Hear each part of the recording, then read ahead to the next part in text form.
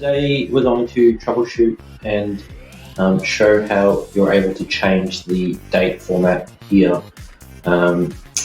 We've had a few clients from Australia and abroad that have mentioned that the date format is not how they prefer it. So as you can see here, we're currently showing month, day, and year.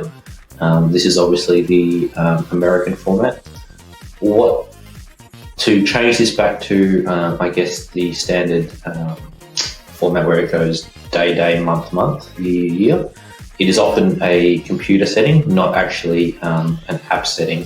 So the first place we're going to check is here I am on my Mac, and I'm going to open date and time preferences, which comes up here. And what I'm going to do is I'm going to open the language and region settings. And you can see that my region here is showing US. So what I'm going to do is I'm going to change this to Australia, and it's going to change everything, hopefully. And you'll see that the language has gone and changed to Australia, which is good. And then what's going to happen is it's going to ask me to restart my computer.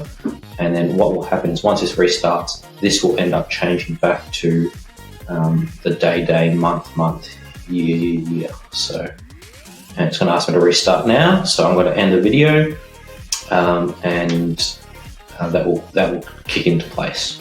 All right, thanks.